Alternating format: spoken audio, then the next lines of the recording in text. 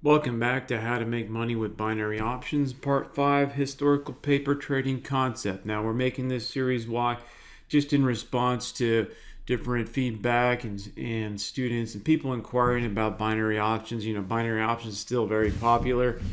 And so we still keep making these systems for people, for now. And also, I want you to keep in mind on other forms of day trading. Okay. And then, on to swing trading and micro swing trading as well. Learn how to day trade stocks, huge opportunities all over the place. Then you have futures and Forex. Okay. Learn how to trade the underlying assets in these bigger markets. And then you have the potential to grow very large. All right. Okay. So, historical paper trading concept. Let's try to cover this one briefly. Now, what's historical paper trading? Well, it sounds kind of strange, right? Historical paper trading means that we're not fooling around with a demo account. Okay. First of all, NADEX demos prices are right as of now. They're not in line with the live prices. So maybe it's fixed by the time you hear this. And so, well, you can do some practice on a demo, and that's great. You can also take the live account, put on the position. I would just keep it at one contract in case you make any mistakes. And then put on the position as if you were about to enter the order, but then go click off to the side instead of putting in the order. This way you can practice reacting. You can practice most of the mechanics in real time in reacting to your system's rules, okay? Your binary options system's rules or your strategy. You have to walk through the mechanics and you have to react to different price action scenarios because you don't want to make mechanic mistakes in real time with real money. Okay, if you can practice out the mistakes, or at least most of them, you're going to put yourself in a better position, especially if you never traded before and you don't have any experience trading. You don't want to cause yourself, money loss for nothing, but also you don't want any emotional issues created where you start thinking, oh, maybe this trading's not for me. Maybe it's a scam. People start struggling in trading or anything really. Everything becomes a scam. So it was a scam. It was rigged. It was rigged. And so maybe it's not. Now, NADEX binary option certainly has its math models, and so do vanilla options and so on. And they have their certain pricing models that look to, first of all, keep the exchange in business and the market makers. They have to make money. But if they get a little too greedy and then squeeze out opportunity for the average trader, then, that trader is going to just lose interest. Okay, and they're going to lose from no one trading their stuff. So a balance needs to be made. And you know what? If NADEX pricing is just a little out of hand, got to let them know. Okay, got to let them know. Okay, so what's this historical paper trading concept? Well, you take a price chart, okay? And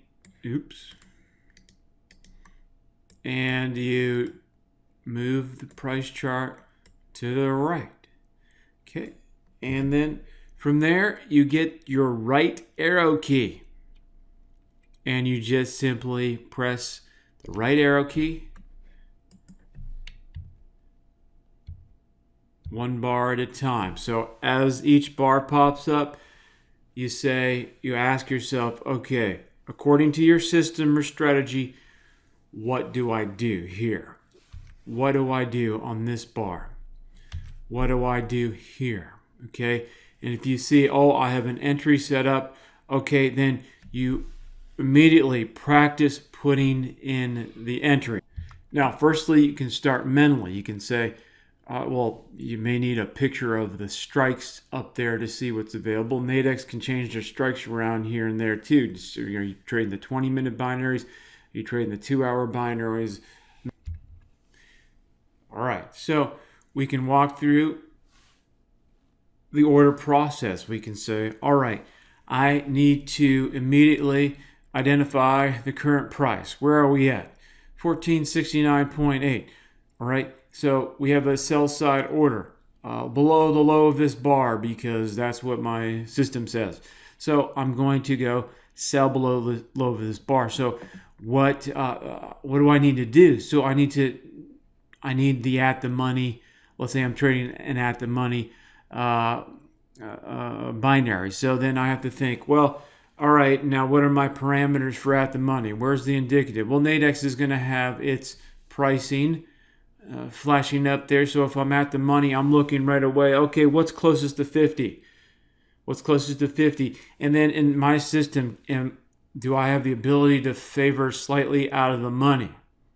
Or do I have to go with at the money or in the money from there? Because, hey, we have different variables. How was your system figured out? If it was figured out for at the money only, then you're better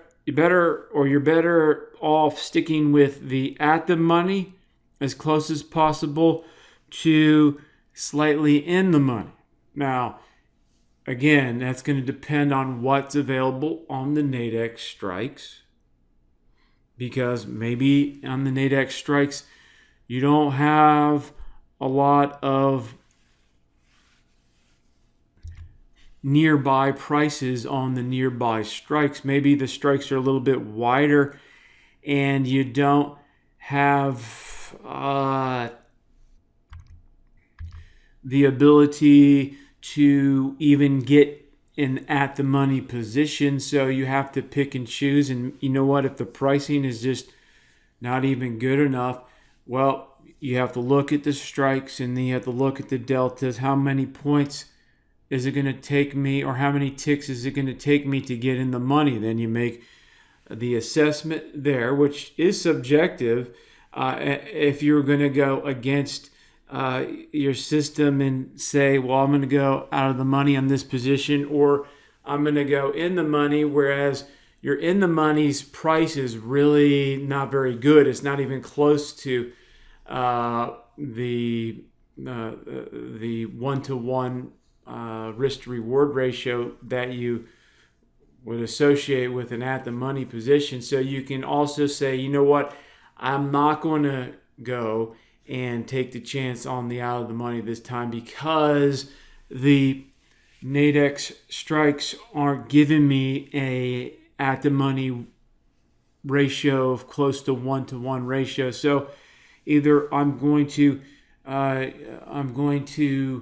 try for this out of the money position after I've assessed that it's not too far off at all, or I'm just going to skip the trade because I'm not getting my good pricing on the NADEX strikes. And that happens especially as you get closer to expiration. But as you get closer to expiration, your deltas increase. So that means that you're going to need less movement to be able to kick that out of the money position into an in the money position. And if it's very slight to get you your at the money scenario, in order to trip it off in the money, well, that's close enough, and that's a determination you need to make in real time. So anyways, these are some variables that you need to be able to make a decision on quickly, right? And so therefore, it's better to practice with one contract when you go live than to go in with a full position. But before that, we can at least walk through the different steps. But if you've never traded NADEX at all, then you're also going to want to mix in some demo account trading in order to get the action and reaction of dealing with those moving NADEX strikes down pat better. Now, like I mentioned, the pricing may be different on the demo to the live account, so you want to keep an eye out for that and know that Just because you're practicing on the demo it may not be the same thing as the live account. So you can also use the live account to work through the mechanics. But the historical paper trading concept is just using the chart. And I've mentioned all that stuff about NADEX and NADEX strikes reacting to it because if you don't have experience with that actual strike and in reacting to the different pricings and how things work out as the price is moving around on the underlying asset and how NADEX is pricing its binaries on the strikes, then if you don't have that familiarity, then you're not going to be able to associate what exactly to do on historical paper trading. Now, if you're trading the E-mini futures or a Forex pair, well, it's really easy. You just, buy and sell, okay?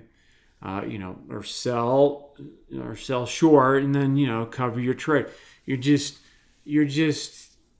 doing these simple entry and exit actions. But with binary options on NADEX, you have to react to the strikes and what's available in that split second moment in time. Okay, so we take that price chart. We go bar by bar. And it may seem kind of silly to you right now to do such a thing, but to mentally practice entering and exiting based on historical data can get you in so much practice. And you can get this practice in so much faster than waiting for the next minute bar. Or if you're trading 5-minute bars, that takes a lot of time.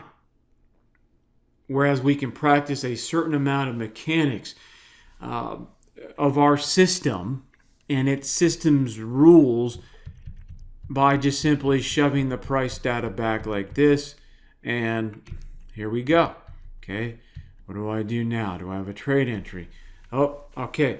And so instead of viewing all the data and knowing what's ahead already, it's better to practice not seeing the data and reacting in real time because that's what you do in real time. All right. So that's just a picture, an initial picture of this historical paper trading, just to get you an idea that you can practice mechanics and you can work out a lot of the mechanics and getting used to reacting to the mechanics in real time. It is tremendously valuable, and I would suggest that you look into using this. All right, that's it with this module.